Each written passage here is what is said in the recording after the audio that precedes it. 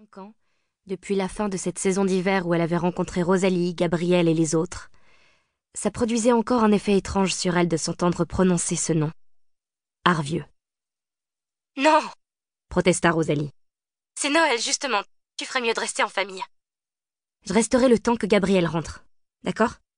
Ça ne devrait pas être très long. »« Non, vraiment, reste à Lyon. Je voulais juste savoir si tu avais eu de ses nouvelles, c'est tout. » »« Je vais pas te laisser seule avec les enfants. » Ambre avait déjà allumé l'ordinateur de Marc, posé sur la table basse à côté du canapé.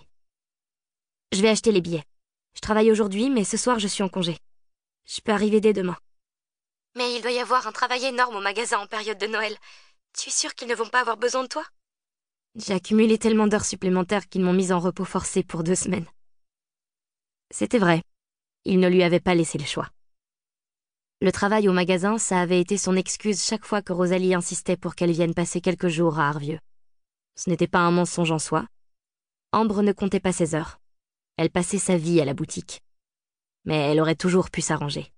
« J'ouvre le site internet, Rosalie. Dans 1 minute, j'aurai pris mes billets. »« Ambre !» Le ton de Rosalie avait changé. Comme si elle hésitait à lui annoncer quelque chose. « Quoi ? » ?»« Il faut que tu saches. J'ai prévenu Anton dès que j'ai trouvé la lettre. Il sera là ce soir. » Puis Rosalie lâcha « Avec Tim. » Le malaise s'installa quelques secondes. Ambre tenta de se concentrer sur l'écran de l'ordinateur pour ne pas laisser ces 2 prénoms la troubler, pour refouler la pensée qui se formait dans son esprit. Alors ils sont encore ensemble. « Si tu ne veux pas venir, je comprendrai tout à fait. » ajouta précipitamment Rosalie. Elle se força à déglutir. Le site de la SNCF était ouvert. Elle pianota machinalement, sans voir ce qui s'affichait. « Non, ça va, » répondit-elle d'une voix légèrement étranglée. « Ça fait longtemps maintenant. » Rosalie ne fut pas dupe de son ton apparemment détaché.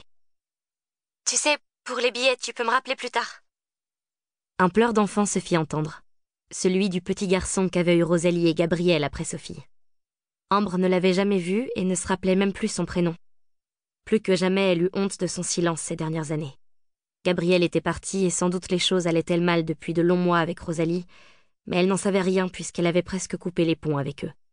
« Timothée est réveillé, je vais devoir te laisser. » Timothée. C'était pour ça qu'elle l'avait oublié. Il lui rappelait trop un autre prénom. Tim. « D'accord, Rosalie. Je te téléphone plus tard pour te donner mon heure d'arrivée. »« Ça marche. » »« T'inquiète pas trop. Je suis sûre qu'il sera vite de retour. » Mais sa phrase tomba dans le vide. Rosalie avait déjà raccroché. Elle resta longtemps prostrée sur le canapé, le regard fixé sur le sapin et ses guirlandes clignotantes, tentant de calmer les battements de son cœur. La voix de Rosalie. Arvieux. Anton. Tim. Elle venait d'être ramenée 5 ans en arrière en quelques secondes et elle n'y était pas préparée. Surtout pas dans ces circonstances où Gabriel avait disparu en laissant Rosalie seule avec les enfants. Arvieux. L'hiver au chalet des Mélèzes. Le salon sous les toits, au coin du poêle à bois. Tim, Anton, les livres, les promesses, le lac de roue. Elle entendit du bruit dans son dos. Marc venait d'entrer dans le salon, seulement vêtu d'un boxer et d'un t-shirt. Il était 7 heures.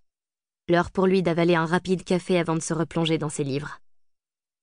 Il déposa un baiser sur son front, par habitude, sans vraiment y penser avant de demander « C'était qui ?»« Rosalie. »« Rosalie ?»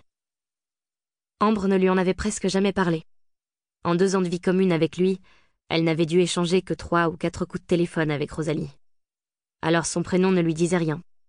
Pas plus qu'Arvieux. Une amie que j'ai un peu perdue de vue. Je l'ai rencontrée il y a 5 ans dans les Hautes-Alpes. Dans l'hôtel où tu travaillais ? Il se souvenait vaguement qu'elle y avait été serveuse, mais pour lui ce n'était qu'une ligne sur son CV. Ouais. Son mari a disparu. Disparu ? Les yeux de Marc étaient écarquillés. Ses yeux en permanence effarés. Ouais, enfin, il a laissé un mot lui demandant de ne pas s'inquiéter. Ça ne fait que 3 jours, mais elle se fait du souci. Elle est seule avec les 2 enfants. Pourquoi elle t'appelle toi ? La question de Marc, innocente et tout à fait juste, lui rappela à quel point elle avait été absente ces dernières années, à quel point elle était devenue une inconnue pour... Livre audio complet gratuit disponible en description de cette vidéo.